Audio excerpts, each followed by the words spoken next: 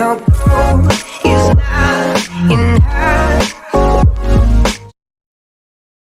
नमस्कार सभी को। आज हम कक्षा 7 की हिंदी की पाठ्य पुस्तक बसंत भाग 2 से पाठ 5 मिठाई वाला नामक पाठ का अध्ययन करेंगे। प्रस्तुत कहानी के लेखक भगवती प्रसाद वाजपेयी जी हैं। लेखक ने प्रस्तुत कहानी में एक ऐसे व्यक्ति के बारे में बताया है कि जो कभी मिठाई वाला, कभी खिलौने वाला और कभी मुरली वाला बनकर बच्चों के बीच में जाता है और उनको अपनी मिठाई, मुरली और खिलौनों से खुश करना चाहता है तथा उनके दुख दूर करना चाहता है। किसी कस्बे में एक दिन खिलौने वाला गलियों में घूमता हुआ कह रहा था, बच्चों में बहलाने वाला खिलौने वाला। उसकी आवाज़ सुनते ही गली के घरों में हलचल मच जाती है। युवतियाँ अपने छोटे बच्चों को गोद में उठाकर चीखों को हटाकर छज्जों से नीचे देखने लगती हैं। गलियों में एवं आसपास खेलने वाले बच्चों का झुंड उसे घेर लेता है और खिलौने वाला अपने सारे खिलौने उनके सामने रख देता है। छोटे छोटे बच्चे बड़े प्यार से अपने पसंद से खिलौने का दाम पूछने और पैसे लेकर अपने खिलौने ले लेते हैं। इसके बाद खिलौने वाला खिलौने समेटकर आगे बढ़ जाता है। एक दिन राय विजय बहादुर के दोनों बच्चे चुन्नू और मुन्नू जब खिलौने लेकर आए तो उनकी माँ रोहिणी ने उनसे पूछा, अरे ओ चुन्नू मुन्नू, खिलौने तुमने कितने में खरीदे हैं?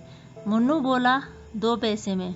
यह सुनकर रोहिणी सोचने लगी, इतने सस्ते खिलौने वह कैसे दे गया, लेकिन इस विषय पर ज़्यादा सोचना ठीक न समझा। 6 महीने बाद एक बार फिर कस्बे में एक मुरली वाले के आने का समाचार फैला। सभी लोग उसकी तारीफ करते थकते नहीं थे।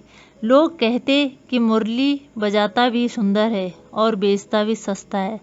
भला इसमें उसे क्या मिलता होगा? कुछ लोग उसकी उम्र पूछते तो कुछ उसकी पोशाक पर चर्चा करते। कुछ लोग तो यह भी कहते कि यह शायद वही खिलौने वाला है।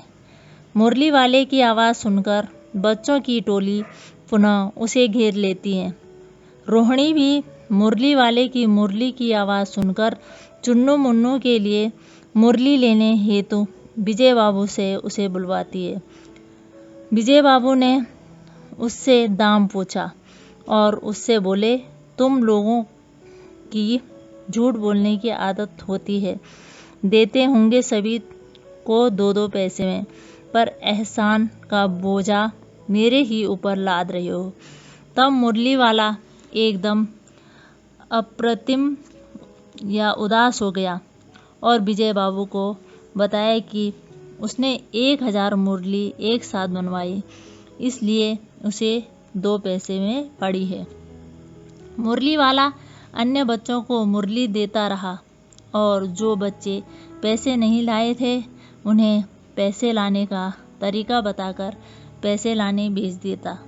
इस प्रकार मुरली वाला मुरली बेचकर चला गया और काफ़ी दिनों तक नहीं आया। 8 महीने बाद एक दिन रोहिणी स्नान करके छत पर अपने केश राशि सुखा रही थी। तभी उसके कानों में कोई परिचित सी आवाज़ सुनाई दी। उसने नीचे आकर दादी से कहा, दादी, चुन्नू मुन्नू के लिए मिठाई लेनी है, ज़रा मिठाई वाले को बुला लेना। दादी ने मिठाई वाले को बुलाया।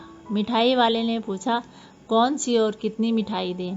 सभी मिठाइयाँ रंग बिरंगी, कुछ कुछ खट्टी, कुछ कुछ मीठी, जायकेदार, बड़ी देर तक मुंह में टिकती हैं।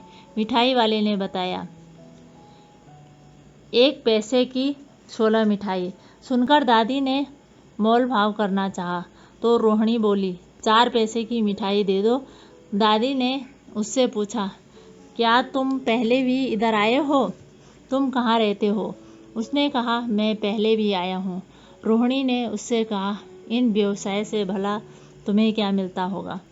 उसने कहा कि संतोष, धीरज और कभी कभी असीम सुख जरूर मिल जाता है। रोहिणी के द्वारा और कुछ पूछने पर मिठाई वाले ने अपने परिवार की दर्द भरी कहानी बताई। उसने बताया कि मेरे पास पैसों की कमी नहीं है, कमी तो बस इन नन्हे मुन्ने बच्चों की प्यार भरी बातों की और इनके साथ बैठकर इनके क्रियाकलापों को देखने की कमी है।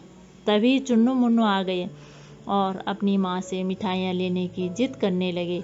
मुझसे लो, यह कहकर तत्काल कागज की 2 पुड़िया मिठाइयों से भरी मिठाई वाले ने चुन्नू मुन्नू को दे दी।